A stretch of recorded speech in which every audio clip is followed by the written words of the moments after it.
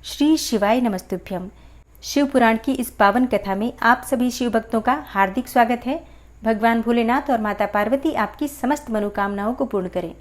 दोस्तों, शिव पुराण की इस पावन कथा में आज आप सुनने वाले हैं रुद्र संहिता के पंचम खंड का, जिसका नाम है युद्ध खंड। तो जिस प्रकार से अब तक आपने भगवान शिव के गृहस्थ जीवन के बारे में जाना, उसी प्रकार से युद्ध खंड में आपको पता चलेगा किस प्रकार से भगवान शिव ने खेल ही खेल में दुष्टों का संहार कर दिया। तो ये कथाएं अत्यंत ही रोचक हैं। तो भगवान शिव का ध्यान करके इस पावन और परम कल्याणकारी कथा का श्रवण करते हैं। ब्रह्मा जी से नारद जी ने पूछा, हे पिताजी, जो गणेश और स्वामी कार्तिक की उत्तम कथाओं से ओतप्रोत तथा आनंद प्रदान करने वाला है, भगवान शंकर के गृहस्थ संबंधी उस उत्तम चरित्र को तो हमने सुन लिया है।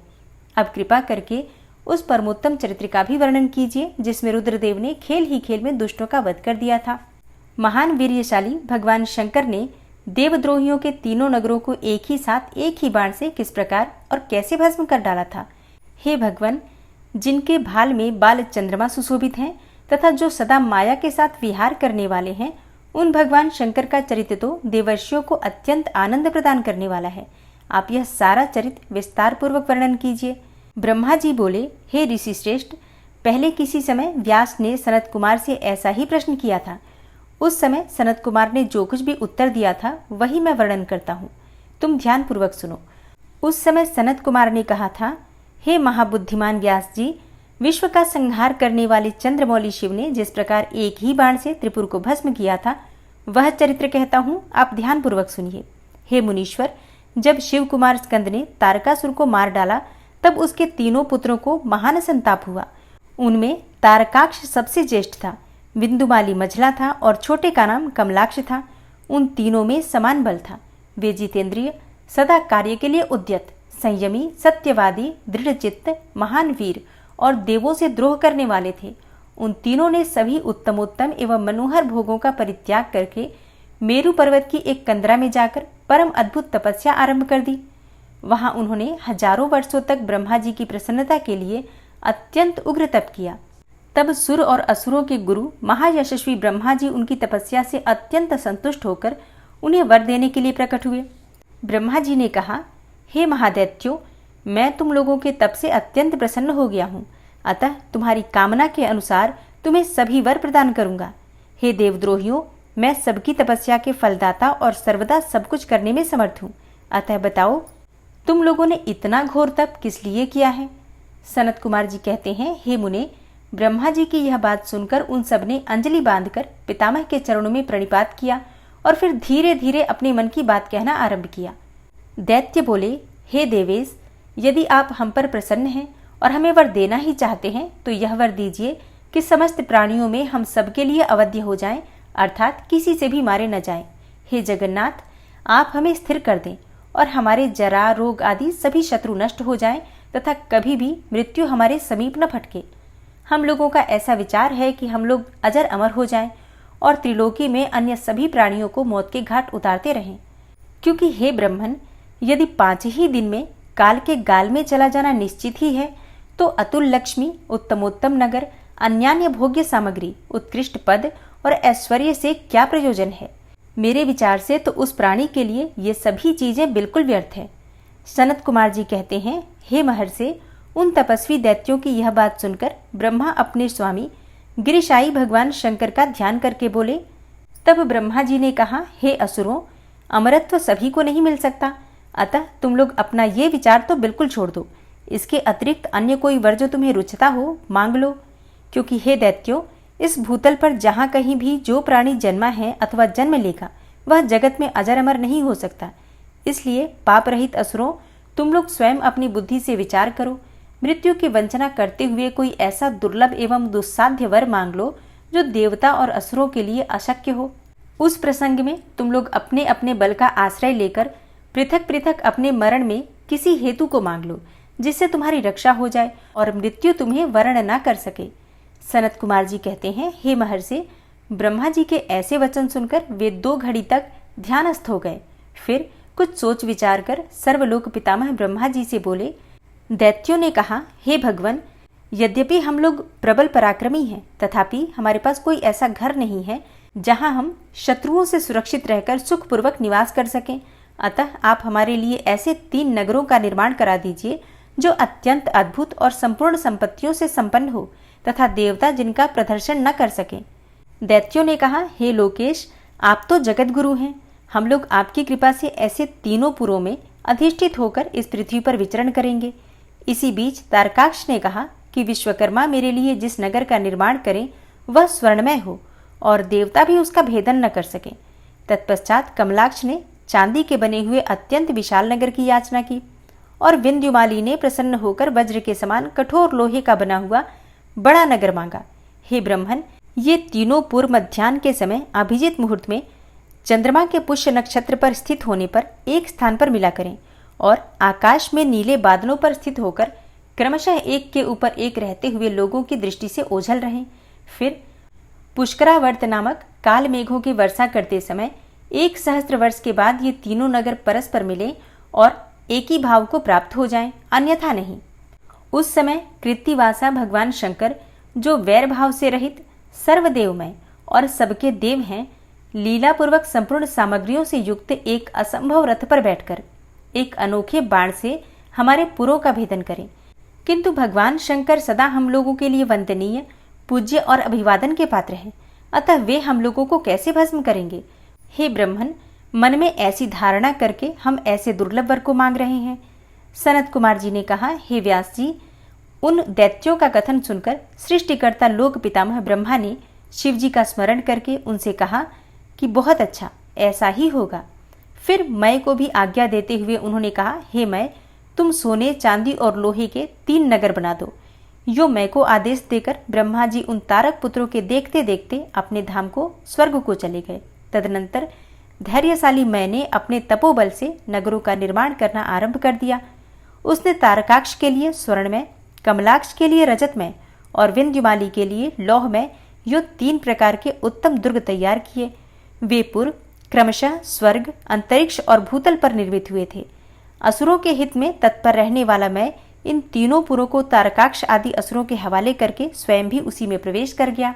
इस प्रकार उन तीनों पुरों को पाकर महान बल और पराक्रम से संपन्न वे तारकासुर के लड़के उनमें प्रविष्ट हुए और समस्त भोगों का उपभोग करने लगे।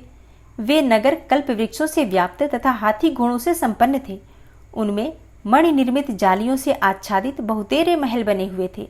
वे पद्मराग के बने हुए एवं सूर्य मंडल के समान चमकीले विमानों से, जिनमें चारों ओर दरवाजे लगे थे, शोभायमान थे। कैलाश शिखर के समान ऊंचे तथा चंद्रमा के समान उज्ज्वल दिव्य प्रासादों तथा गोपुरों से उनकी अद्भुत शोभा हो रही थी। वे अप्सराओं, गंधर्वों, सिद्धों तथा चारणों से खचाखच भरे थे। प्रत्येक महल में शिवालय तथा अग्निहोत्रशाला की प्रतिष्ठा हुई थी और उनमें शिव भक्ति पारायण शास्त्रज्ञ ब्राह्मण सदा निवास करते थे। वे बावली, कूप, तालाब और बड़ी बड़ी तलैयों से तथा समूह के समूह स्वर्ग से च्युत हुए वृक्षों से युक्त उद्यानों और वनों से सुशोभित थे। बड़ी बड़ी नदियां, नदों और छोटी छोटी सरिताओं से, जिनमें कमल खिले हुए थे, उनकी शोभा और बढ़ गई थी।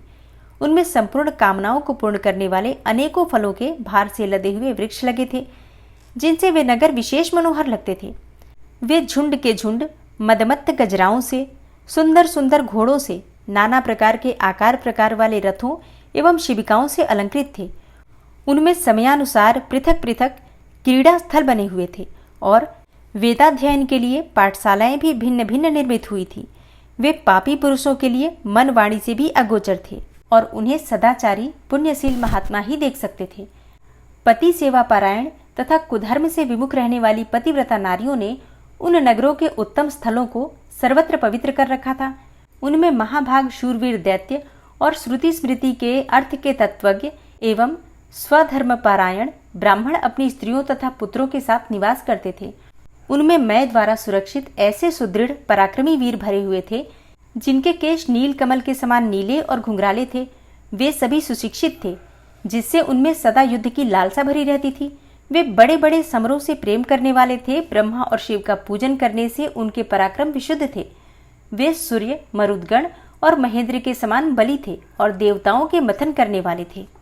वेदों, शास्त्रों और पुराणों में जिन जिन धर्मों का वर्णन किया गया है, वे सभी धर्म और शिव के प्रेमी देवता वहां चारों ओर व्याप्त थे। उन नगरों में प्रवेश करके वे दैत्य सदा शिव भक्ति निरत होकर सारी त्रिलोकी को बाधित करके विशाल राज्य का उपभोग करने लगे। हे मुने, इस प्रकार वहां निवास करने वाले उन पुण्यात्माओं के सुख एवं प्रीतिपूर्वक उत्तम राज्य का पालन करते हुए बहुत लंबा काल व्यतीत हो गया। सनत कुमार जी कहते हैं, हे महर्षि, तदनंतर तारक पुत्रों के प्रभाव से दग्ध हुए इंद्र आदि सभी देवता दुखी होकर परस्पर सलाह करके ब्रह्मा जी की शरण में आए। वहां संपूर्ण देवताओं ने दीन होकर प्रेम पूर्वक पितामह को प्रणाम किया और अवसर देखकर उनसे अपना दुखड़ा सुनाते हुए कहा। देवता बोले, हे धातः, त्रिपुरों के स्वामी तारक पुत्रों ने तथा मयासुर ने समस्त स्वर्गवासियों को संतप्त कर दिया है। हे ब्रह्मन, इसलिए हम लोग दुखी होकर आपकी शरण में आए हैं। आप उनके वध का कोई उपाय कीजिए जिससे हम लोग सुख से रह सकें। ब्रह्मा जी ने कहा, हे देवगणों, तुम्हें उन दानवों से विशेष भय नहीं करना चाहिए। मैं उनके वध का उपाय बतलाता हूँ। भगवान शिव तुम्हारा कल्याण करेंगे। मैंने ही उन दैत्यों को बढ़ाया है, अतः मेरे हाथों इनका वध होना उचित नहीं। साथ ही त्रिपुर में इनका पुण्य भी वृद्धिगत होता रहेगा। अतः इंद्र सहित सभी देवता शिवजी से प्रार्थना करें। वे सर्वाधीश यदि प्रसन्न हो जाएंगे तो वे ही तुम लोगों का कार्य पूर्ण करेंगे। सनत कुमार जी कहते हैं, हे व्यास जी, ब्रह्मा जी की ऐसी वाणी सुनकर इंद्र सहित सभी देवता दुखी होकर उस स्थान पर गए जहां वृषभ ध्वज शिव आसीन थे। तब उन सब ने अंजलि बांधकर देवेश्वर शिव को भक्ति पूर्वक प्रणाम किया और कंधा झुकाकर लोगों के कल्याणकर्ता शंकर का स्तवन किया। हे मुने, इस प्रकार नाना प्रकार के दिव्य स्तोत्रों द्वारा त्रिशूलधारी परमेश्वर की स्तुति करके स्वार्थ साधन में निपुण इंद्र आदि देवताओं ने दीन भाव से कंधा झुकाए हुए हाथ जोड़कर प्रस्तुत स्वार्थ को निवेदन करना आरंभ किया। देवताओं ने कहा, हे महादेव, तारक के पुत्र तीनों भाइयों ने मिलकर इंद्र सहित सभी देवताओं को परास्त कर दिया है। हे भगवान, उन्होंने त्रिलोकी को तथा मुनीश्वरों को अपने अधीन कर लिया है और संपूर्ण सिद्ध स्थानों को नष्ट भ्रष्ट करके सारे जगत को उत्पीड़ित कर रखा है। वे दारुण दैत्य समस्त यज्ञ भागों को स्वयं ग्रहण करते हैं और उन्होंने ऋषि धर्म का निवारण करके अधर्म का विस्तार कर रखा है। हे शंकर भगवान, निश्चय ही वे तारक पुत्र समस्त प्राणियों के लिए अवध्य हैं, इसलिए वे स्वेच्छानुसार सभी कार्य करते रहते हैं। हे प्रभु, ये त्रिपुर निवासी दारुण दैत्य जब तक जगत का विनाश न कर डालें, उसके पहले ही आप किसी ऐसी नीति का विधान करें जिससे इसकी रक्षा हो सके। सनत कुमार जी कहते हैं, हे मुने, यो भाषण करते हुए उन स्वर्गवासी इंद्रादि देवताओं की बातें सुनकर शिवजी उत्तर देते हुए बोले। शिवजी ने कहा, हे देवगण, इस समय वे त्रिपुराधीश महान पुण्य कार्यों में लगे हुए हैं और ऐसा नियम है कि जो पुण्यात्मा हो उस पर विद्वानों को किसी भी प्रकार से प्रहार नहीं करना चाहिए। मैं देवताओं के सारे महान कष्टों को जानता हूँ, फिर भी वे दैत्य बड़े प्रबल हैं, अतः देवता और असुर मिलाकर भी उनका वध नहीं कर सकते। वे तारक पुत्र सबके सब पुण्य संपन्न हैं, इसलिए उन सभी त्रिपुरवासियों का वध दुस्साध्य है। यद्यपि मैं रण कर्कश हूँ, तथापि जानबूझकर मैं मित्रद्रोह कैसे कर सकता हूँ, क्योंकि पहले किसी समय ब्रह्मा जी ने कहा था कि मित्रद्रोह से बढ़कर दूसरा कोई बड़ा पाप नहीं है। सत्पुरुषों ने ब्रह्म हत्यारे, शराबी, चोर तथा व्रत भंग करने वाले के लिए प्रायश्चित करने का विधान किया है, परंतु कृतज्ञ के उद्धार का कोई उपाय नहीं है। अब हे देवताओं, तुम लोग भी तो धर्मज्ञ हो, अतः धर्म दृष्टि से विचार कर तुम ही बताओ कि जब वे दैत्य मेरे भक्त हैं तब मैं उन्हें कैसे मार सकता हूँ। इसलिए हे अमरो, जब तक वे दैत्य मेरी भक्ति में तत्पर हैं तब तक उनका वध असंभव है, तथापि तुम लोग विष्णु के पास जाकर उनसे यह कारण निवेदन करो।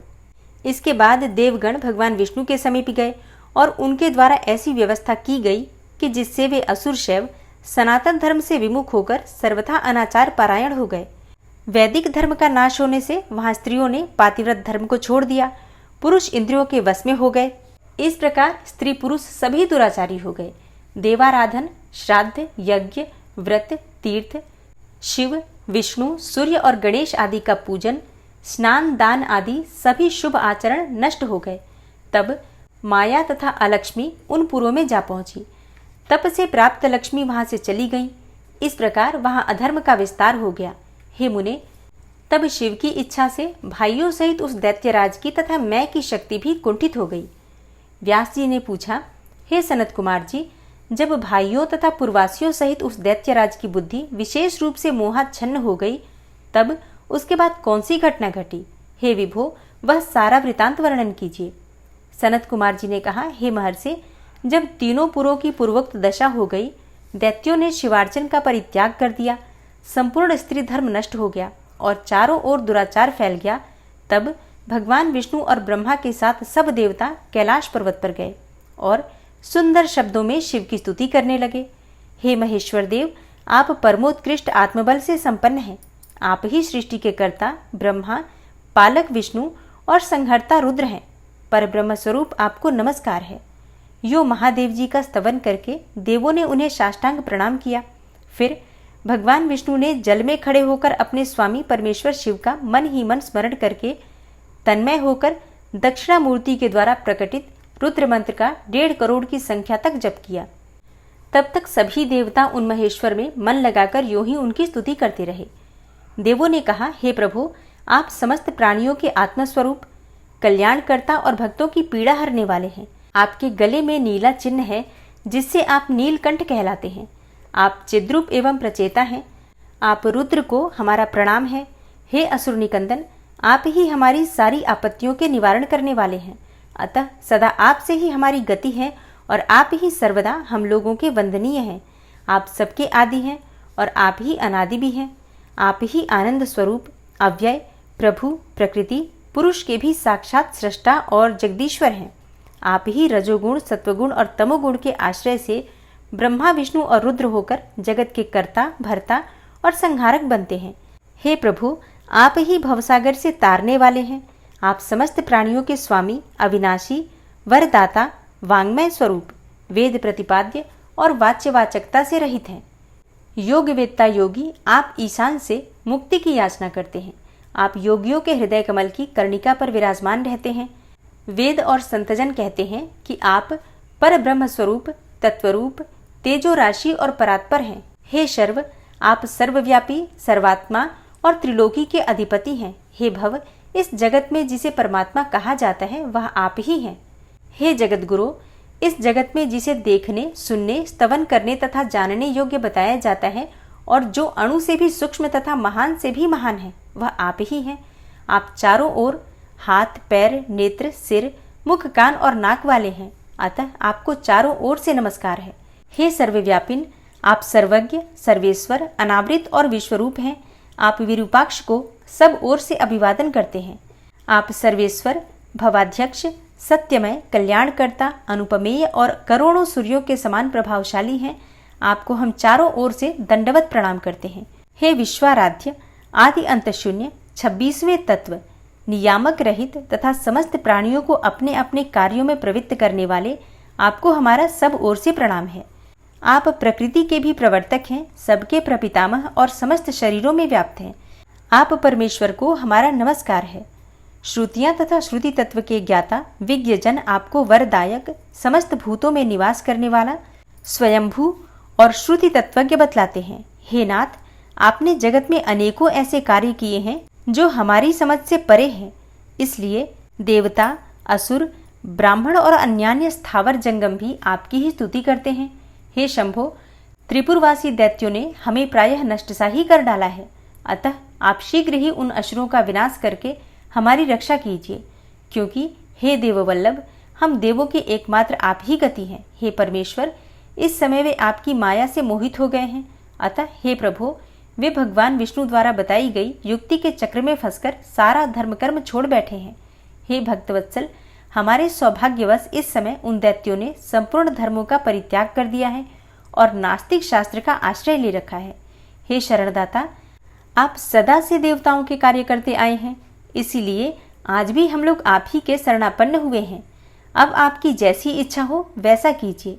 सनत कुमार जी कहते हैं, हे मुनिवर, इस प्रकार महेश्वर का स्तवन करके देवगण दीन भाव से अंजलि बांधकर सामने खड़े हो गए। उस समय उनके मस्तक झुके हुए थे। इस प्रकार जब सुरेंद्र आदि देवताओं ने महेश्वर की स्तुति की और विष्णु ने ईशान संबंधी मंत्र का जप किया, तब सर्वेश्वर भगवान शिव प्रसन्न हो गए और वृष पर सवार होकर वहीं प्रकट हो गए। उस समय पार्वती पति शिव का मन बड़ा प्रसन्न था। उन्होंने नंदीश्वर की पीठ से उतरकर विष्णु का आलिंगन किया और फिर वे नंदी पर हाथ टेककर खड़े हो गए और संपूर्ण देवताओं की ओर कृपा भरी दृष्टि से देखकर गंभीर वाणी में श्रीहरि से बोले। शिव जी ने कहा, हे देवश्रेष्ठ, उन अधर्मनिष्ठ दैत्यों के तीनों पुरों को मैं नष्ट कर डालूंगा, इसमें कोई संशय नहीं है। परंतु वे महादैत्य मेरे भक्त थे, उनका मन सुदृढ़ रूप से मुझ में ही लगा रहता था। अतः यद्यपि इस समय उन्होंने व्याजबस उत्तम धर्म का परित्याग कर दिया है, तथापि क्या वे मेरे ही द्वारा मारने योग्य हैं? इसलिए जिन्होंने त्रिपुरवासी सारे दैत्यों को धर्म भ्रष्ट करके मेरी भक्ति से विमुख कर दिया है, वे विष्णु तथा अन्य कोई भी उन्हें क्यों नहीं मारते? हे मुनीश्वर, शंभु के ऐसे वचन सुनकर उन समस्त देवताओं तथा श्रीहरि का मन भी उदास हो गया। जब सृष्टिकर्ता ब्रह्मा ने देखा कि देवताओं और विष्णु के मुख पर उदासी छा गई है, तब उन्होंने हाथ जोड़कर शंभु से कहना प्रारंभ किया। ब्रह्मा जी ने कहा, हे परमेश्वर, आप योग वेत्ताओं में श्रेष्ठ हैं, पर ब्रह्म हैं तथा सदा से ही देवताओं और ऋषियों की रक्षा में तत्पर रहते हैं। अतः पाप आपका स्पर्श भी नहीं कर सकता। साथ ही आपके आदेश से ही तो उन्हें मोह में डाला गया है। इसके प्रेरक तो आप ही हैं। इस समय अवश्य ही उन्होंने अपने धर्म का परित्याग कर दिया है और वे आपकी भक्ति से विमुख हो गए हैं। तथापि आपके सिवा दूसरा कोई उनका वध नहीं कर सकता। देवों और ऋषियों के प्राण रक्षक महादेव, साधुओं की रक्षा के लिए आपके द्वारा उन म्लेच्छों का वध उचित है। आप तो राजा हैं, अतः राजा को धर्मानुसार पापियों का वध करने से पाप नहीं लगता। इसलिए इस कांटे को उखाड़कर साधु ब्राह्मणों की रक्षा कीजिए। राजा यदि अपने राज्य तथा सर्वलोकाधिपत्य को स्थिर रखना चाहता है, तो उसे अपने राज्य में एवं अन्यत्र भी ऐसा ही व्यवहार करना चाहिए। इसलिए आप देवगणों की रक्षा के लिए उद्यत हो जाइए, विलंब मत कीजिए। हे देव देवेश, बड़े बड़े मुनीश्वर, यज्ञ, संपूर्ण वेद, शास्त्र, मैं और विष्णु भी निश्चय ही आपकी ही प्रजा हैं। हे प्रभो, आप देवताओं के सार्वभौम सम्राट हैं। ये श्री हरि आदि देवगण तथा सारा जगत आपका ही कुटुंब है। हे अजन्मा देव, श्रीहरि आपके युवराज हैं और मैं ब्रह्मा आपका पुरोहित हूँ तथा आपकी आज्ञा का पालन करने वाले शक्र, राजकार्य संभालने वाले मंत्री हैं। हे सर्वेश, अन्य देवता भी आपके शासन के नियंत्रण में रहकर सदा अपने अपने कार्य में तत्पर रहते हैं। यह बिल्कुल सत्य है। सनत कुमार जी कहते हैं, हे व्यास जी, ब्रह्मा की ये बातें सुनकर सुरपालक परमेश्वर शिव का मन प्रसन्न हो गया। तब उन्होंने ब्रह्मा जी से कहा। शिव जी बोले, हे ब्रह्मन, यदि आप मुझे देवताओं का सम्राट बतला रहे हैं, तो मेरे पास उस पद के योग्य कोई ऐसी सामग्री तो है नहीं जिससे मैं उस पद को ग्रहण कर सकूं, क्योंकि न तो मेरे पास कोई महान दिव्य रथ है, न उसके उपयुक्त सारथी है, और न ही संग्राम में विजय दिलाने वाले वैसे धनुष बाण ही हैं कि जिन्हें लेकर मैं मनोयोग पूर्वक संग्राम में उन प्रबल दैत्यों का वध कर सकूं। यो कहकर वे चुप हो गए। परंतु शिव जी को शीघ्र प्रस्तुत होते न देखकर समस्त देवता, कश्यप आदि ऋषि अत्यंत व्याकुल तथा दुखी हुए। तब भगवान हरि ने उनसे कहा। भगवान विष्णु बोले, हे देवों तथा मुनियों, तुम लोग क्यों दुखी हो रहे हो? तुम्हें अपने सारे दुख का परित्याग कर देना चाहिए। अब तुम सब लोग आदरपूर्वक मेरी बात सुनो। हे देवगण, तुम ही लोग विचार करो कि महान पुरुषों की आराधना सुख साध्य नहीं होती। मैंने ऐसा सुना है कि महदाराधन में पहले महान कष्ट झेलना ही पड़ता है। पीछे भक्ति की दृढ़ता देखकर इष्ट देव अवश्य प्रसन्न होते हैं। परंतु शिव तो समस्त गणों के अध्यक्ष तथा परमेश्वर हैं, ये तो आशुतोष ही ठहरे। अतः पहले ओम का उच्चारण करके फिर नमः का प्रयोग करो, फिर शिवाय कहकर 2 बार शुभम का उच्चारण करें। इसके बाद 2 बार गुरु का प्रयोग करके फिर शिवाय नमः ओम जोड़ दें। ऐसा करने से ओम नमः शिवाय, शुभम शुभम, कुरु कुरु, शिवाय नमः ओम, यह मंत्र बनता है। हे बुद्धि विशारदों, यदि तुम लोग शिव की प्रसन्नता के लिए इस मंत्र का पुनः 1 करोड़ जप करोगे तो शिव जी अवश्य तुम्हारा कार्य पूर्ण करेंगे। हे मुने, प्रभावशाली श्रीहरि ने जब यूं कहा, तब सभी देवता पुनः शिवाराधन में लग गए। तत्पश्चात श्रीहरि भी देवों तथा मुनियों के कार्य की सिद्धि के हेतु शिव में मन लगाकर विशेष रूप से विधि पूर्वक जप में तत्पर हो गए। हे मुनि श्रेष्ठ, इधर देवगण धैर्य संपन्न होकर बारंबार शिव शिव यूं उच्चारण करते हुए 1 करोड़ जप करके सामने खड़े हो गए। इसी समय स्वयं साक्षात शिव पूर्वोक्त स्वरूप धारण करके प्रकट हो गए और यूं कहने लगे। श्री शिवजी बोले, हे हरे, हे ब्रह्मन, हे देवगण तथा उत्तम व्रत का पालन करने वाले मुनियों, मैं तुम लोगों के इस जप से अत्यंत प्रसन्न हो गया हूँ। अतः अब तुम लोग अपना मनोवांछित वर मांग लो। देवताओं ने कहा, हे देवाधिदेव, हे कल्याणकर्ता जगदीश्वर, यदि आप हम पर प्रसन्न हैं तो देवों की विकलता का विचार करके शीघ्र ही त्रिपुर का संहार कर दीजिए। हे परमेश्वर, आप दीन बंधु तथा कृपा की खान हैं। आपने ही सदा से हम देवताओं की बारंबार विपत्तियों से रक्षा की है, अतः इस समय भी आप हमारी रक्षा कीजिए। सनत कुमार जी कहते हैं, हे ब्रह्मन, तब ब्रह्मा और विष्णु सहित देवों की यह बात सुनकर शिव जी मन ही मन प्रसन्न हुए और पुनः इस प्रकार बोले। महेश्वर ने कहा, हे हरे, हे ब्रह्मन, हे देवगण तथा हे मुनियों, अब त्रिपुर को नष्ट हुआ ही समझो। तुम लोग आदर पूर्वक मेरी बात सुनो और उसके अनुसार कार्य करो। मैंने पहले जिस दिव्य रथ, सारथी, धनुष और उत्तम बाण को अंगीकार किया है, वह सब शीघ्र ही तैयार करो। हे विष्णु तथा हे विधे, निश्चय ही तुम दोनों त्रिलोकी के अधिपति हो, इसलिए तुम्हें चाहिए कि मेरे लिए प्रयत्न पूर्वक सम्राट के योग्य सारा उपकरण प्रस्तुत कर दो। तुम दोनों सृष्टि के सृजन और पालन कार्य में नियुक्त हो, अतः त्रिपुर को नष्ट हुआ समझकर देवताओं की सहायता के लिए ये कार्य अवश्य करो। यह शुभ मंत्र जिसका तुम लोगों ने जप किया है, महान पुण्यमय तथा मुझे प्रसन्न करने वाला है। यह भुक्ति मुक्ति का दाता, संपूर्ण कामनाओं का पूरक और शिव भक्तों के लिए तो आनंदप्रद है। यह मंत्र स्वर्गकामी पुरुषों के लिए धन, यश और आयु की वृद्धि करने वाला है। यह निष्काम के लिए मोक्ष तथा साधन करने वाले पुरुषों के लिए भुक्ति और मुक्ति का साधक है। जो मनुष्य पवित्र होकर सदा इस मंत्र का कीर्तन करता है, सुनता है अथवा दूसरे को सुनाता है, उसकी सारी अभिलाषाएं पूर्ण हो जाती हैं।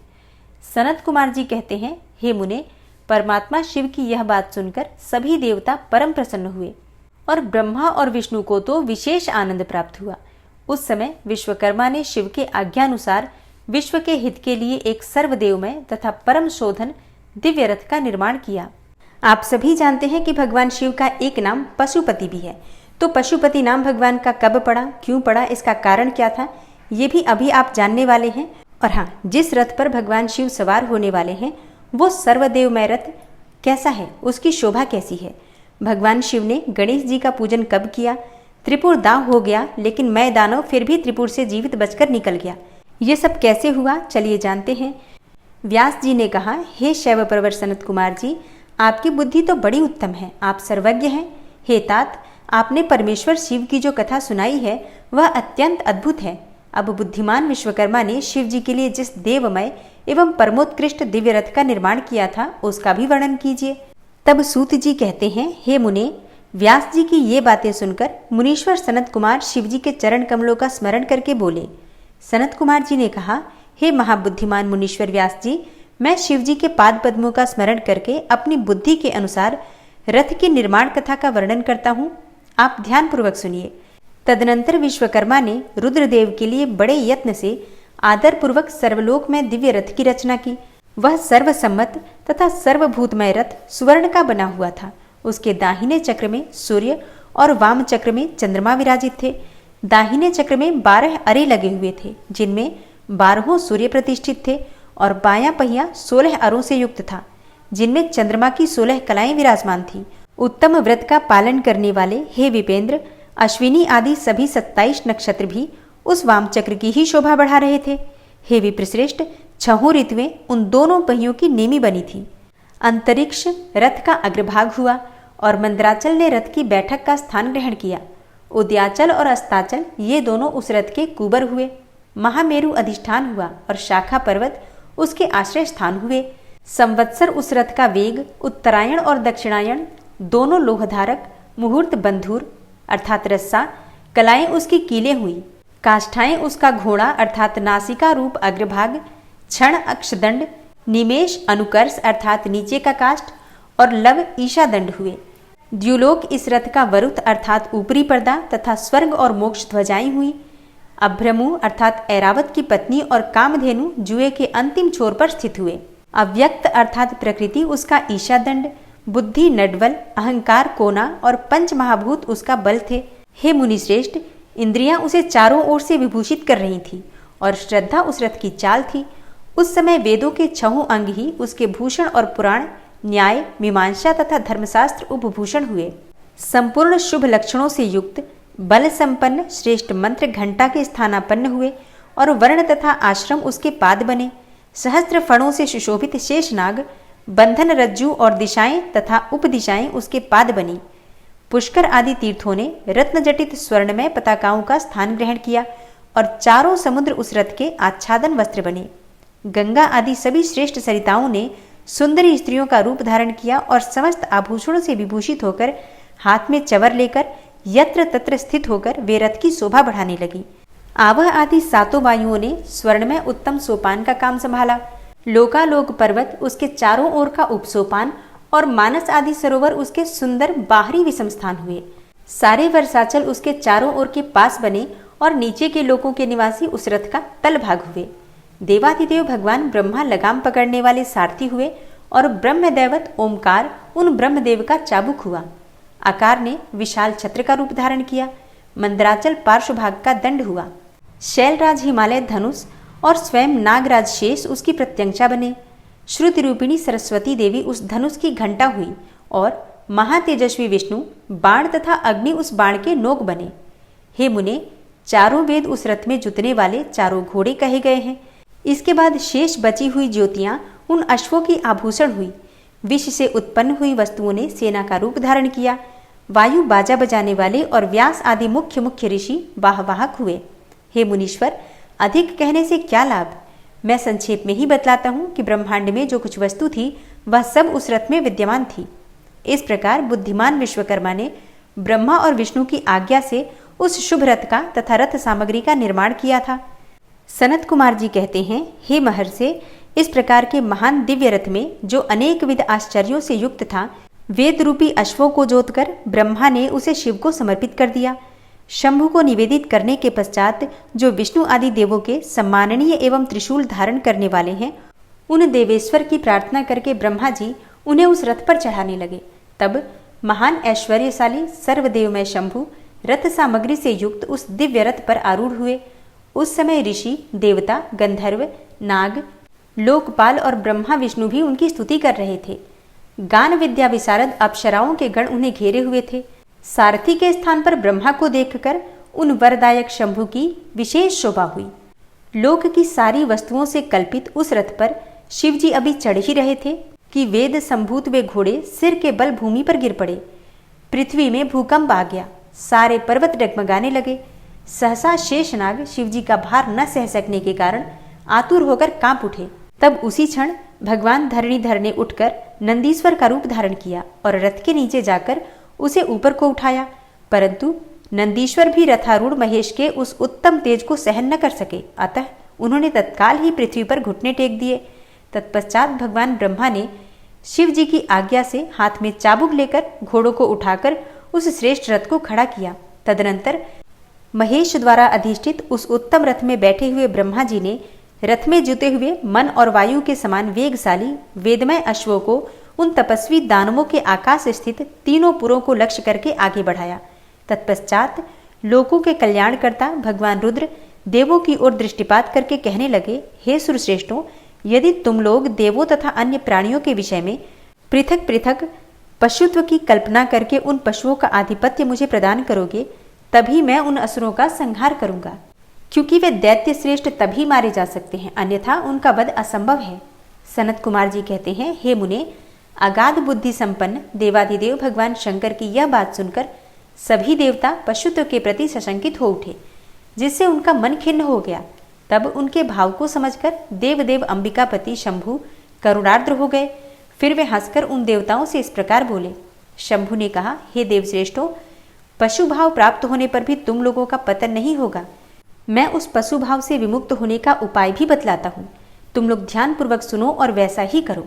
शिव पुराण में वर्णित पाशुपत्य व्रत का नियम क्या होता है, भगवान शिव के मुख से आप लोग स्वयं सुनिए।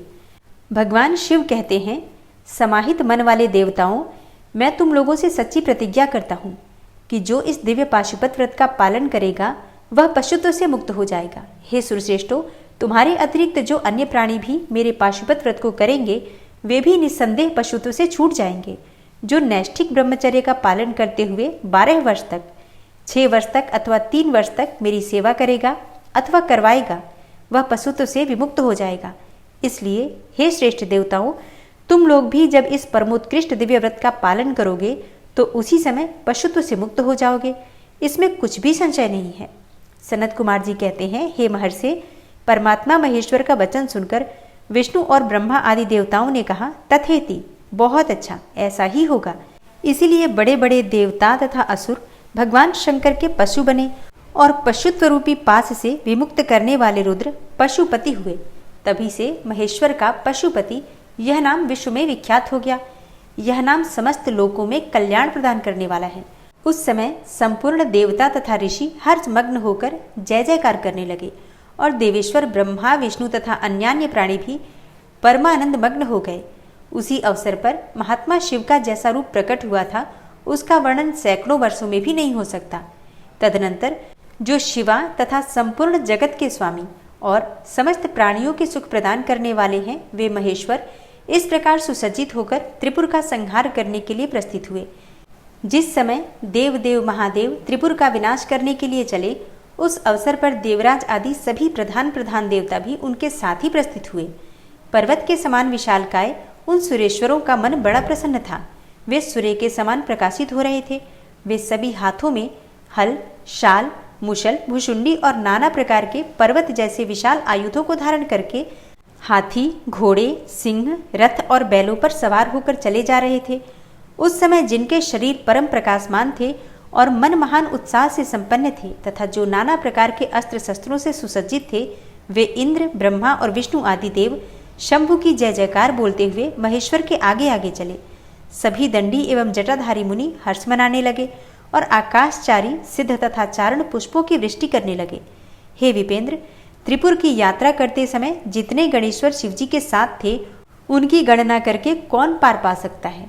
तथापि मैं कुछ का वर्णन करता हूँ। हे योगिन, समस्त गणराजों में श्रेष्ठ भृंगी गणेश्वरों तथा देवगणों से घिरकर विमान पर आरूढ़ होकर महेंद्र की भांति त्रिपुर का विनाश करने के लिए चले। उनके साथ साथ केश, विगतवास, महाकेश, महाज्वर, सोमवल्ली, सवर्ण, सोमप, सनक, सोमदृक, सूर्यवर्चा, सूर्यप्रेक्षणक, सूर्याक्ष, सूरिनामा, सुर, सुंदर, प्रस्कंद, कुंदर, चंड, कंपन, अतिकंपन, इंद्र, इंद्रजय, यंता, हिमकर, सताक्ष, पंचाक्ष, सहस्त्राक्ष, महोदर, सतीजहु, सताश्य, रंक, कर्पूरपूतन, विशिख, त्रिशिख, अहंकार, कारक, अजवक्त्र, अष्टवक्त्र, हयवक्त्र, अर्धवक्त्र आदि बहुत से अप्रमेय बलशाली वीर गणाध्यक्ष लक्ष्य लक्षण की परवाह न करते हुए महेश्वर को घेर कर चल रहे थे। हे व्यास जी, तदनंतर महादेव शंभु संपूर्ण सामग्रियों सहित उस रथ पर स्थित होकर उन सुरद्रोहियों के तीनों पुरों को पूर्णतया दग्ध करने के लिए उद्यत हुए। उन्होंने रथ के शीर्ष स्थान पर स्थित होकर उस महान अद्भुत धनुष पर प्रत्यंचा चढ़ाई और उस पर उत्तम बाण का संधान करके वे रोषावेश से होठ को चाटने लगे। फिर धनुष की मूठ को दृढ़तापूर्वक पकड़कर और दृष्टि में दृष्टि मिलाकर वे वहां अचल भाव से खड़े हो गए। परंतु उनके अंगूठे के अग्रभाग में स्थित होकर गणेश निरंतर पीड़ा ही पहुंचाते रहे, जिससे वे तीनों पुर त्रिशूलधारी शंकर का लक्ष्य नहीं बन सके। तब धनुषधारी बाणधारी मुंजकेश विरूपाक्ष शंकर ने परम शोभन आकाशवाणी सुनी। उस व्योमवाणी ने कहा, हे ऐश्वर्यशाली जगदीश्वर, जब तक आप इन गणेश की अर्चना नहीं कर लेंगे तब तक इन तीनों पुरों का संहार नहीं कर सकेंगे। तब ऐसी बात सुनकर अंधकासुर के निहंता भगवान शिव ने भद्रकाली को बुलाकर गजानन का पूजन किया और जब हर्षपूर्वक विधि विधान सहित अग्रभाग में स्थित उन विनायक की पूजा की गई, तब वे प्रसन्न हो गए। फिर तो भगवान शंकर को उन तारक पुत्र महामनस्वी दैत्यों के तीनों नगर यथोक्त रूप से आकाश में स्थित दिख पड़े।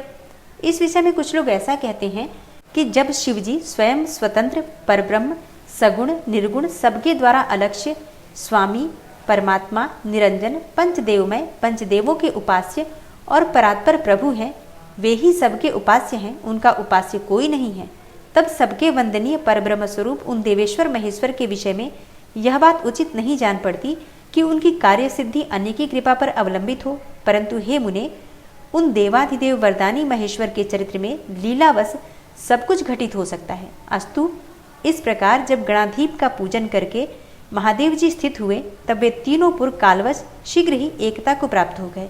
हे मुने, उन त्रिपुरों के परस्पर मिलकर एक हो जाने पर महान आत्मबल से संपन्न देवताओं को महान हर्ष हुआ। तब संपूर्ण देवगण सिद्ध और परमर्षि अष्टमूर्तिधारी शिव की स्तुति करके उच्च स्वर से जय जयकार करने लगे।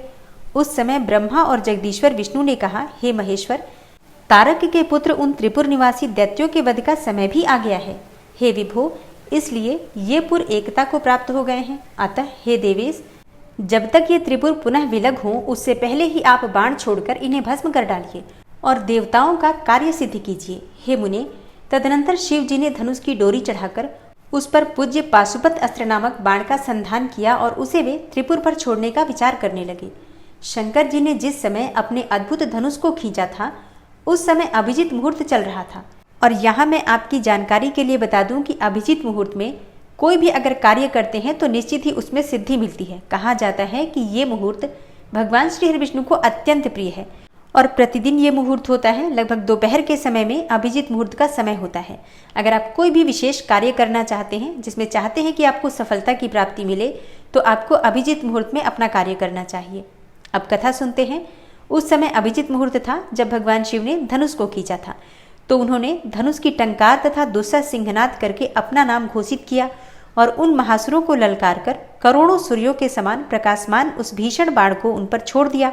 तब जिसके नोक पर अग्निदेव प्रतिष्ठित थे और जो विशेष रूप से पाप का विनाशक तथा विष्णुमय था, उस महान जाज्वल्यमान शीघ्रगामी बाण ने उन त्रिपुर निवासी दैत्यों को दग्ध कर दिया। तत्पश्चात वे तीनों पुर भी भस्म हो गए और एक साथ ही चारों समुद्रों रूपी मेखला वाली भूमि पर गिर पड़े। उस समय शिवजी की पूजा का अतिक्रमण कर देने के कारण सैकड़ों दैत्य उस बाण स्थित अग्नि से जलकर हाहाकार मचा रहे थे। जब भाइयों सहित तारकाक्ष जलने लगा तब उसने अपने स्वामी भक्त वत्सल भगवान शंकर का स्मरण किया और मन ही मन महादेव को देखकर परम भक्ति पूर्वक नाना प्रकार से विलाप करता हुआ वो उनसे कहने लगा। तारकाक्ष बोला, हे भव, आप हम पर प्रसन्न हैं, यह हमें ज्ञात हो गया है। इस सत्य के प्रभाव से आप फिर कब भाइयों सहित हमें दग्ध करेंगे? हे भगवान, जो देवता और असुरों के लिए अप्राप्य है वह आपके हाथ से मरण रूप दुर्लभ लाभ हमें प्राप्त हो गया है। अब जिस जिस योनि में हम जन्म धारण करेंगे वहां हमारी बुद्धि आपकी भक्ति से भावित रहे। हे मुने, इस प्रकार वे दैत्य विलाप कर ही रहे थे कि शिव जी की आज्ञा से उस अग्नि ने उन्हें अद्भुत रीति से जलाकर राख की ढेरी बना दिया। हे व्यास जी, और भी जो बालक और वृद्ध दानव थे वे शिव आज्ञा के अनुसार उस अग्नि द्वारा शीघ्र ही जलाकर भस्म कर दिए गए। यहाँ तक कि उन त्रिपुरों में जितनी स्त्रियां और पुरुष थे वे सब के सब उस अग्नि से उसी प्रकार दग्ध हो गए जैसे कल्पांत में जगत भस्म हो जाता है। उस समय उस भीषण अग्नि से कोई भी स्थावर जंगम बिना जले नहीं बचा, किंतु असुरों का विश्वकर्मा अविनाशी मय बच गया, क्योंकि वह देवों का अविरोधी शंभु के तेज से सुरक्षित और सद्भक्त था। विपत्ति के अवसर पर भी वह महेश्वर का शरणागत बना रहता था। जिन दैत्यों तथा अन्य प्राणियों का भाव अभाव तथा कृत अकृत के प्राप्त होने पर नाशकारक पतन नहीं होता वे विनाश से बचे रहते हैं। इसलिए सत्पुरुषों को अत्यंत संभावित उत्तम कर्म के लिए ही प्रयत्न करना चाहिए, क्योंकि निंदित कर्म करने से प्राणी का विनाश हो जाता है। अतः गर्हित कर्म का आचरण भूल कर भी न करें। उस समय भी जो दैत्य बंधु बांधवों सहित शिवजी की पूजा में तत्पर थे वे सब के सब शिव पूजा के प्रभाव से दूसरे जन्म में गणों के अधिपति हो गए। अब तक की कथा से आपने इतना तो समझ ही लिया कि जब तक मनुष्य धर्म के कार्य में लगा रहे तब तक उसका विनाश नहीं हो सकता और तब तक उसे किसी भी प्रकार के पाप का प्रभाव भी नहीं मिलता। लेकिन जैसे ही धर्म से हटता है मन, वैसे ही पाप का प्रभाव बढ़ने लग जाता है। फिर बहुत से लोग कहते हैं कि ग्रहों का असर है, कई लोग कहते हैं पितृदोष है, कुछ लोग इसे वास्तु दोष मानते हैं, तो कुछ लोग कहते हैं कि उन्हें नजर लग गई है, किसी के किए कराए का असर है। लेकिन शिव पुराण की कथा कहती है कि किसी भी प्रकार का ग्रह दोष, पितृदोष या फिर कोई भी वास्तु दोष हो, किसी की भी बुरी नजर हो, तब तक आपको प्रभावित नहीं कर सकती है जब तक कि आप कोई गलती नहीं करते हैं। इसलिए प्रयास कीजिए, भगवान शिव की सेवा में समर्पित रहे निष्काम भाव से, तभी उसका लाभ आपको मिलता है। इसके बाद व्यास जी सनत कुमार जी से पूछते हैं, हे महाबुद्धिमान सनत कुमार जी, आप तो ब्रह्मा के पुत्र और शिव भक्तों में सर्वश्रेष्ठ हैं, अतः आप तो धन्य हैं। अब यह बतलाइए कि त्रिपुर के दग्ध हो जाने पर संपूर्ण देवताओं ने क्या किया, मैं कहाँ गया और उन त्रिपुराध्यक्षों की क्या गति हुई? यदि यह वृतांत शंभु की कथा से संबंध रखने वाला हो तो वह सब विस्तार पूर्वक मुझसे वर्णन कीजिए। सूत जी कहते हैं, हे मुने, व्यास जी का प्रश्न सुनकर सृष्टिकर्ता ब्रह्मा के पुत्र भगवान सनत कुमार शिव जी के युगल चरणों का स्मरण करके बोले। सनत कुमार जी ने कहा, हे महाबुद्धिमान व्यास जी, जब महेश्वर ने दैत्यों से खचाखच भरे हुए संपूर्ण त्रिपुर को भस्म कर दिया तब सभी देवताओं को महान आश्चर्य हुआ। उस समय शंकर जी के महान भयंकर रौद्र रूप को, जो करोड़ों सूर्यों के समान प्रकाशमान और प्रलयकालीन अग्नि की भांति तेजस्वी था तथा जिसके तेज से 10 दिशाएं प्रज्वलित सी दिख रही थी, उसे देखकर साथ ही हिमाचल पुत्री पार्वती देवी की ओर दृष्टिपात करके संपूर्ण देवता भयभीत हो गए। तब मुख्य देवता विनम्र होकर सामने खड़े हो गए। उस अवसर पर बड़े बड़े ऋषि भी देवताओं की वाहिनी को भयभीत देखकर खड़े ही रह गए, कुछ बोल न सके। वे चारों ओर से शंभु को प्रणाम करने लगे। तत्पश्चात ब्रह्मा भी शिव के उस रूप को देखकर भयग्रस्त हो गए। तब उन्होंने डरे हुए विष्णु तथा देवगणों के साथ प्रसन्न मन से सावधानी पूर्वक उन गिरजा सहित महेश्वर का, जो देवों के भी देव, भव तथा हर नाम से प्रसिद्ध हैं, भक्तों के अधीन रहने वाले और त्रिपुर हंता हैं, स्तवन किया। तदनंतर सभी प्रमुख देवताओं ने भगवान शिव की स्तुति की। यो स्तुति किए जाने पर लोकों के कल्याणकर्ता शंकर प्रसन्न होकर बोले। शंकर जी ने कहा, हे ब्रह्मा विष्णु तथा देवगण, मैं तुम लोगों पर विशेष रूप से प्रसन्न हूँ। अतः अब तुम सभी विचार करके अपना मनोवांछित वर मांग लो। सनत कुमार जी कहते हैं, हे मुनिश्रेष्ठ, शिव द्वारा कहे गए वचन को सुनकर सभी देवताओं का मन प्रसन्नता से खिल उठा। फिर तो वे बोल उठे। देवताओं ने कहा, हे भगवान, हे देव देवेश, यदि आप हम पर प्रसन्न हैं और हम देवगणों को अपना दास समझकर वर देना चाहते हैं, तो हे देव सत्तम, जब जब देवताओं पर दुखों की संभावना हो तब तब आप प्रकट होकर सदा उनके दुखों का विनाश करते रहें। सनत कुमार जी कहते हैं, हे महर्षि, जब ब्रह्मा विष्णु और देवताओं ने भगवान रुद्र से ऐसी प्रार्थना की, तब वे शांत तथा प्रसन्न होकर एक साथ ही सबसे बोले, बहुत अच्छा, सदा ऐसा ही होगा। ऐसा कहकर शंकर जी ने, जो सदा देवों का दुख हरण करने वाले हैं, प्रसन्नता पूर्वक देवों को जो कुछ भी अभीष्ट था वह सारा का सारा उन्हें प्रदान कर दिया। इसी समय मैं दानव, जो कि शिवजी की कृपा के बल से जलने से बच गया था, शंभु को प्रसन्न देखकर हर्षित मन से वहां आया। उसने विनीत भाव से हाथ जोड़कर प्रेम पूर्वक हर तथा अन्यान्य देवों को भी प्रणाम किया। फिर वह शिवजी के चरणों में लौट गया। तत्पश्चात दानव श्रेष्ठ मैंने उठकर शिवजी की ओर देखा। उस समय प्रेम के कारण उसका गला भर आया और वह भक्तिपूर्ण चित्त से उनकी स्तुति करने लगा। द्विज श्रेष्ठ, मैं द्वारा किए गए स्तवन को सुनकर परमेश्वर शिव प्रसन्न हो गए और आदर पूर्वक उससे बोले। शिवजी ने कहा, हे दानव श्रेष्ठ, मैं तुझ पर बहुत प्रसन्न हूँ, अतः तू वर मांग ले। इस समय जो कुछ भी तेरे मन की अभिलाषा होगी उसे मैं अवश्य पूर्ण करूंगा। सनत कुमार जी कहते हैं, हे मुने, शंभु के इस मंगलमय वचन को सुनकर दानव श्रेष्ठ मैंने अंजलि बांधकर विनम्र होकर उन प्रभु के चरणों में नमस्कार करके कहा। मैं बोला, हे देवाधिदेव महादेव, यदि आप मुझ पर प्रसन्न हैं और मुझे वर पाने का अधिकारी समझते हैं तो अपनी शाश्वती भक्ति प्रदान कीजिए। हे परमेश्वर, मैं सदा अपने भक्तों से मित्रता रखूं, दीनों पर सदा मेरा दया भाव बना रहे और अन्यान्य दुष्ट प्राणियों की मैं उपेक्षा करता रहूं। हे महेश्वर, कभी भी मुझ में आसुर भाव का उदय न हो। हे नाथ, निरंतर आपके शुभ भजन में तल्लीन रहकर निर्भय बना रहूं। सनत कुमार जी कहते हैं, हे व्यास जी, शंकर तो सबके स्वामी तथा भक्तवत्सल हैं। मैंने जब इस प्रकार उन परमेश्वर की प्रार्थना की तब वे प्रसन्न होकर मैं से बोले। महेश्वर ने कहा, हे दानव सत्तम, तू मेरा भक्त है, तुझमें कोई भी विकार नहीं है, अतः तू धन्य है। अब मैं तेरा जो कुछ भी अभीष्ट वर है वह सारा का सारा तुझे प्रदान करता हूँ। अब तू मेरी आज्ञा से अपने परिवार सहित वितल लोक को चला जा, वह स्वर्ग से भी रमणीय है। तू वहाँ प्रसन्न चित्त से मेरा भजन करते हुए निर्भय होकर निवास कर। मेरी आज्ञा से कभी भी तुझमें आसुर भाव का प्राकट्य नहीं होगा। सनत कुमार जी कहते हैं, हे मुने, मैंने महात्मा शंकर की उस आज्ञा को सिर झुकाकर स्वीकार किया और उन्हें तथा अन्यान्य देवों को भी प्रणाम करके वह वितल लोक को चला गया। तदनंतर महादेव जी देवताओं के उस महान कार्य को पूर्ण करके देवी पार्वती अपने पुत्र और संपूर्ण गणों सहित अंतर्ध्यान हो गए। जब परिवार सहित भगवान शंकर अंतर्हित हो गए तब वह धनुष, बाण, रथ आदि सारा उपकरण भी अदृश्य हो गया। तत्पश्चात ब्रह्मा, विष्णु तथा अन्यान्य देव, मुनि, गंधर्व, किन्नर, नाग, सर्प, अप्सरा और मनुष्यों को महान हर्ष प्राप्त हुआ। वे सभी शंकर जी के उत्तम यश का बखान करते हुए आनंद पूर्वक अपने अपने स्थान को चले गए। वहां पहुंचकर उन्हें परम सुख की प्राप्ति हुई। हे महर्षि, इस प्रकार मैंने शशि मौली शंकर जी का विशाल चरित्र, जो त्रिपुर विनाश को सूचित करने वाला तथा परमोत्कृष्ट लीला से युक्त है, सारा का सारा तुम्हें सुना दिया। अब शंभु का दूसरा चरित्र प्रेम पूर्वक श्रवण करो। उसके सुनने मात्र से शिव भक्ति सुदृढ़ हो जाती है। हे व्यास जी, शंखचूड़ नामक एक महावीर दानव था जो देवों के लिए कंटक स्वरूप था। उसे शिवजी ने रण के मुहाने पर त्रिशूल से मार डाला था। शिव जी का वह दिव्य चरित्र परम पावन तथा पापनाशक है। तुम पर अधिक स्नेह होने के कारण मैं उसका वर्णन करता हूँ, तुम प्रेम पूर्वक उसे श्रवण करो। ब्रह्मा के पुत्र जो महर्षि मरीचि थे, उनके पुत्र कश्यप हुए। ये मननशील, धार्मिक, सृष्टिकर्ता, विद्या संपन्न तथा प्रजापति थे।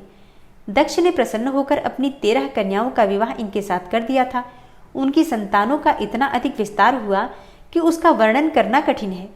उन कश्यप पत्नियों में एक का नाम दनु था। वह श्रेष्ठ सुंदरी तथा महारूपवती थी। उस साध्वी का सौभाग्य बढ़ा हुआ था। हे मुने, उस दनु के बहुत से महाबली पुत्र उत्पन्न हुए। विस्तार भय से उनका नाम नहीं गिनाए जा रहे हैं। उनमें एक का नाम विप्रचित्ति था, जो महान बल पराक्रम से संपन्न था। उसका पुत्र दंभ हुआ, जो जितेंद्रिय, धार्मिक तथा विष्णु भक्त था। जब उसके कोई पुत्र नहीं हुआ, तब उस वीर को चिंता व्याप्त हो गई। उसने शुक्राचार्य को गुरु बनाकर उनसे श्री कृष्ण का मंत्र प्राप्त किया और पुष्कर में जाकर घोर तपस्या करना प्रारंभ किया। वहां सुदृढ़ आसन लगाकर कृष्ण मंत्र का जप करते हुए उसके 1 लाख वर्ष बीत गए। तब उस तपस्वी के मस्तक से एक जाज्वल्यमान तेज निकलकर सर्वत्र व्याप्त हो गया। वह तेज इतना दुस्सह था कि उससे संपूर्ण देवता, मुनि तथा मनु संतप्त हो उठे। तब वे इंद्र को अगुआ बनाकर ब्रह्मा के शरणापन्न हुए। वहां उन्होंने संपूर्ण संपत्तियों के दाता विधाता को प्रणाम करके उनकी स्तुति की और फिर विशेष रूप से व्याकुल होकर अपना सारा वृतांत उनसे कह सुनाया। उनकी बातें सुनकर ब्रह्मा भी उन्हें साथ लेकर वह सारा वृतांत विष्णु को सुनाने के लिए वैकुंठ को चले। वहां पहुंचकर सब लोगों ने त्रिलोकी के अधीश्वर तथा रक्षक परमात्मा विष्णु को विनीत भाव से प्रणाम किया और फिर दोनों हाथ जोड़कर उनकी स्तुति करने लगे। देवता बोले, हे देवदेव, हमें पता नहीं कि यहाँ कौन सा कारण उत्पन्न हो गया है। हम किसके तेज से संतप्त हो उठे हैं, यह आप ही बतलाइए। हे दीनबंधो, अपने दुखी सेवकों के रक्षक तो आप ही हैं। अतः हे शरणदाता, हे रमानाथ, हम शरणागतों की रक्षा कीजिए, रक्षा कीजिए। सनत कुमार जी कहते हैं, हे मुने, ब्रह्मा आदि देवताओं के वचन को सुनकर शरणागत वत्सल भगवान विष्णु मुस्कुराए और प्रेम पूर्वक बोले। विष्णु ने कहा, हे अमरो, शांत रहो, घबराओ मत, भयभीत न हो। कोई उलट पलट नहीं होगा, क्योंकि अभी प्रलय का समय नहीं आया है। यह तेज तो दंभ नामक दानव का है, जो मेरा भक्त है और पुत्र की कामना से तप कर रहा है। मैं उसे वरदान देकर शांत कर दूंगा। सनत कुमार जी कहते हैं, हे मुने, भगवान विष्णु के यो कहने पर ब्रह्मा आदि देवताओं की व्यग्रता तो जाती रही। वे सभी धैर्य धारण करके अपने अपने धाम को लौट गए। इधर भगवान अच्युत भी वर प्रदान करने के लिए पुष्कर को चल पड़े, जहां वह दंभ नामक दानव तप कर रहा था। वहां पहुंचकर श्रीहरि ने अपने मंत्र का जप करने वाले भक्त दंभ को सांत्वना देते हुए मधुर वाणी में कहा, वर मांगो। तब विष्णु का उपर्युक्त वचन सुनकर और उन्हें आगे उपस्थित देखकर दंभ बड़ी भक्ति के साथ उनके चरणों में लोटपोट हो गया और बारंबार स्तुति करते हुए बोला। दंभ ने कहा, हे देवाधिदेव, हे कमल नयन, आपको नमस्कार है। हे रमानाथ, मुझ पर कृपा कीजिए। हे त्रिलोकेश, मुझे एक ऐसा वीर पुत्र दीजिए जो आपका भक्त तथा महान बल पराक्रम से संपन्न हो। वह त्रिलोकी को जीत ले, परंतु देवता उसे पराजित न कर सके। सनत कुमार जी कहते हैं, हे मुने, दानवराज दंभ के यो कहने पर श्रीहरि ने उसे यह वर दे दिया और उस घोर तप से उसे निवृत्त करके स्वयं अंतर्ध्यान हो गए। दानवेंद्र दंभ की तपस्या सिद्ध हो चुकी थी, जिससे उसका मनोरथ पूर्ण हो गया था। अतः वह भी श्रीहरि के चले जाने पर उस दिशा को नमस्कार करके अपने घर को लौट आया और थोड़े ही समय के उपरांत उसकी भाग्यवती पत्नी गर्भवती हो गई। वह अपने तेज से घर के भीतरी भाग को प्रकाशित करती हुई शोभा पाने लगी। हे मुने, श्री कृष्ण के पार्षदों का अग्रणी जो सुदामा नामक गोप था, जिसे राधा जी ने शाप दे दिया था, वही उसके गर्भ में प्रविष्ट हुआ था। तदनंतर समय आने पर साध्वी दंभ पत्नी ने एक तेजस्वी बालक को जन्म दिया। तब पिता ने बहुत से मुनीश्वरों को बुलाकर उसका विधि पूर्वक जात कर्म आदि संस्कार संपन्न किया। हे द्विजोत्तम, उस पुत्र के उत्पन्न होने पर बहुत बड़ा उत्सव मनाया गया। फिर शुभ दिन आने पर पिता ने उस बालक का शंखचूड़ ऐसा नामकरण किया। वह अपने पिता के घर में शुक्ल पक्ष के चंद्रमा की भांति बढ़ने लगा। वह अत्यंत तेजस्वी था, अतः उसने बचपन में ही सारी विद्याएं सीख ली। वह नित्य बाल क्रीड़ा करके अपने माता पिता का हर्ष बढ़ाने लगा और अपने समस्त कुटुंबियों का तो वह विशेष रूप से प्रेम भाजन हो गया। तदनंतर जब शंखचूड़ बड़ा हुआ तब वह जैगिसव्य मुनि के उपदेश से पुष्कर में जाकर ब्रह्मा जी को प्रसन्न करने के लिए भक्तिपूर्वक तपस्या करने लगा। उस समय वह एकाग्र मन होकर अपनी इंद्रियों को काबू में करके गुरुपदिष्ट ब्रह्म विद्या का जप करता रहा। जो पुष्कर में तपस्या करते हुए दानवराज शंखचूड़ को वर देने के लिए लोक गुरु एवं ऐश्वर्यशाली ब्रह्मा शीघ्र ही वहां पधारे और उस दानवेंद्र से बोले, वर मांगो। ब्रह्मा जी को देखकर उसने अत्यंत नम्रता से उन्हें अभिवादन किया और फिर उत्तम वाणी से उनकी स्तुति की। तत्पश्चात उसने ब्रह्मा से वर मांगते हुए कहा, हे भगवान, मैं देवताओं के लिए अजेय हो जाऊं। तब ब्रह्मा जी परम प्रसन्न होकर बोले, तथास्तु, ऐसा ही होगा। फिर उन्होंने शंखचूड़ को वह दिव्य श्रीकृष्ण कवच प्रदान किया जो जगत के संपूर्ण मंगलों का भी मंगल और सर्वत्र विजय प्रदान करने वाला है। तदनंतर ब्रह्मा जी ने उसे आज्ञा दी कि अब तुम बद्रीवन को जाओ। वहीं धर्मध्वज की कन्या तुलसी सकाम भाव से तपस्या कर रही है, तुम उसके साथ विवाह कर लो। यो कहकर ब्रह्मा जी उसी क्षण उसके सामने ही तुरंत अंतर्ध्यान हो गए। तब तपः सिद्ध शंखचूड़ ने भी, जिसके सारे मनोरथ तपोबल से पूर्ण हो चुके थे और मुख पर प्रसन्नता खेल रही थी, पुष्कर में ही उस जगत के मंगलों के भी मंगल स्वरूप कवच को गले में बांध लिया और ब्रह्मा के आज्ञानुसार वह तत्काल ही बद्रिकाश्रम को चल पड़ा। वहां दानव शंखचूड़ सहसा उस स्थान पर जा पहुंचा जहां धर्मध्वज की पुत्री तुलसी तप कर रही थी। सुंदरी तुलसी का रूप अत्यंत कमनीय और मनोहर था। वह उत्तम शील से संपन्न थी। उस सती को देखकर शंखचूड़ उसके समीप ही ठहर गया और मधुर वाणी से उससे बोला। शंखचूड़ ने कहा, हे सुंदरी, तुम कौन हो? किसकी पुत्री हो? तुम यहाँ चुपचाप बैठकर क्या कर रही हो? यह सारा रहस्य मुझे बतलाओ। सनत कुमार जी कहते हैं, हे मुने, शंखचूड़ के ये सकाम वचन सुनकर तुलसी ने उससे कहा। तुलसी बोली, मैं धर्मध्वज की तपस्विनी कन्या हूँ और यहाँ तपोवन में तप कर रही हूँ। आप कौन हैं? सुखपूर्वक अपने अभीष्ट स्थान को चले जाइए, क्योंकि नारी जाति ब्रह्मा आदि को भी मोह में डाल देने वाली होती है। यह विष तुल्य, निंदनीय, दोष उत्पन्न करने वाली, माया रूपिणी तथा विचारशीलों को भी श्रृंखला के समान जकड़ लेने वाली होती है। सनत कुमार जी कहते हैं, हे महर्षि, तुलसी जब इस प्रकार रस भरी बातें कहकर चुप हो गई, तब उसे मुस्कुराती देखकर शंखचूड़ ने भी कहना आरंभ किया। शंखचूड़ बोला, हे देवी, तुमने जो बात कही है वह सारी की सारी मिथ्या हो, ऐसी बात नहीं है। उसमें कुछ सत्य भी है और कुछ असत्य भी। इसका विवरण मुझसे सुनो। हे शोभने, जगत में जितनी पतिव्रता नारियां हैं उनमें तुम अग्रणी हो। मेरा तो ऐसा विचार है कि जैसे मैं पाप बुद्धि कामी नहीं हूँ, उसी प्रकार तुम भी काम पराधीना नहीं हो। फिर भी इस समय मैं ब्रह्मा जी की आज्ञा से तुम्हारे समीप आया हूँ और गांधर्व विवाह की विधि से तुम्हें ग्रहण करूंगा। हे भद्रे, क्या तुम मुझे नहीं जानती हो अथवा तुमने कभी मेरा नाम भी नहीं सुना है? अरे, देवताओं में भगदड़ डालने वाला शंखचूड़ मैं ही हूँ। मैं दनुज का वंशज तथा दंभ नामक दानव का पुत्र हूँ। पूर्व काल में मैं श्रीहरि का पार्षद था। मेरा नाम सुदामा गोप था। इस समय मैं राधिका जी के शाप से दानवराज शंखचूड़ होकर उत्पन्न हुआ हूँ। ये सारी बातें मुझे ज्ञात हैं, क्योंकि श्री कृष्ण के प्रभाव से मुझे अपने पूर्व जन्म का स्मरण बना हुआ है। सनत कुमार जी कहते हैं, हे मुने, तुलसी के समक्ष यों कहकर शंखचूड़ चुप हो गया। जब दानवराज ने आदरपूर्वक तुलसी से ऐसा सत्यवचन कहा, तब वह परम प्रसन्न हुई और मुस्कुराकर कहने लगी। तुलसी बोली, हे भद्र पुरुष, आज आपने अपने सात्विक विचार से मुझे पराजित कर दिया है।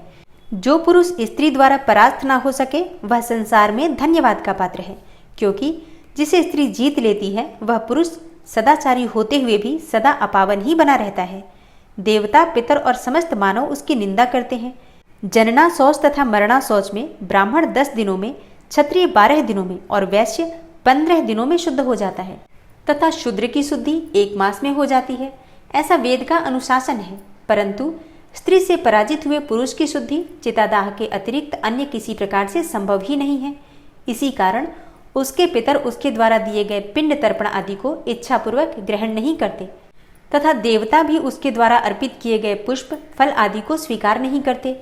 जिसका मन स्त्रियों द्वारा आहत हो जाता है, उसके ज्ञान, उत्तम तप, जप, होम, पूजन, विद्या और दान से क्या लाभ है? अर्थात उसके ये सभी कर्म निष्फल हो जाते हैं। मैंने आपके विद्या, प्रभाव और ज्ञान की जानकारी के लिए ही आपकी परीक्षा ली है, क्योंकि कामिनी को चाहिए कि वह अपने मनोनीत कांत की परीक्षा करके ही उसे पति रूप में वर्ण करे। सनत कुमार जी कहते हैं, हे व्यास जी, जिस समय तुलसी यो वार्तालाप कर रही थी उसी समय सृष्टिकर्ता ब्रह्मा वहां आ पहुंचे और इस प्रकार कहने लगे। ब्रह्मा जी ने कहा, हे शंखचूड़, तुम इसके साथ क्या व्यर्थ में वाद विवाद कर रहे हो? तुम गांधर्व विवाह की विधि से इसका पाणी ग्रहण करो, क्योंकि निश्चय ही तुम पुरुष रत्न हो और यह सती साध्वी नारियों में रत्न स्वरूपा है। ऐसी दशा में निपुणा का निपुण के साथ समागम गुणकारी ही होगा। फिर तुलसी की ओर लक्ष्य करके बोले, हे सती साध्वी तुलसी, तू ऐसे गुणवान कांत की क्या परीक्षा ले रही है? यह तो देवताओं, असुरों तथा दानवों का भी मान मर्दन करने वाला है। हे सुंदरी, तू इसके साथ संपूर्ण लोकों में सर्वदा उत्तम उत्तम स्थानों पर चिरकाल तक यथेष्ट विहार कर। शरीरांत होने पर यह पुनः गोलोक में श्री कृष्ण को ही प्राप्त होगा और इसकी मृत्यु हो जाने पर तू भी वैकुंठ में चतुर्भुज भगवान को प्राप्त करेगी। सनत कुमार जी कहते हैं, हे मुने, इस प्रकार आशीर्वाद देकर ब्रह्मा अपने धाम को चले गए। तब दानव शंखचूड़ ने गांधर्व विवाह की विधि से तुलसी का पाणी ग्रहण किया। यो तुलसी के साथ विवाह करके वह अपने पिता के स्थान को चला गया और मनोरम भवन में उस रमणी के साथ विहार करने लगा। जय भोलेनाथ। आज की कथा का यहीं पर समापन करती हूँ। इसके आगे का वृतांत आप कल की कथा में सुनेंगे। उम्मीद करती हूँ आज की कथा आपको ज़रूर पसंद आई होगी। तो अगर कथा पसंद आती है तो वीडियो को लाइक किया कीजिए और अगर संभव हो तो वीडियो को ज़्यादा से ज़्यादा शेयर कीजिए। और अगर आप इस चैनल पर पहली बार आए हैं, अभी तक आपने इस चैनल को सब्सक्राइब नहीं किया है, तो आज की वीडियो अगर आपको अच्छी लगे तो चैनल को सब्सक्राइब करके बेल आइकन को ज़रूर प्रेस कर लीजिए। इससे ये होगा कि इस चैनल पर जो नई वीडियो अपलोड होंगी उनकी नोटिफिकेशन आपको सही समय पर प्राप्त होगी। मिलती हूँ मैं आपसे अगली वीडियो में। तब तक के लिए जय श्री राधे।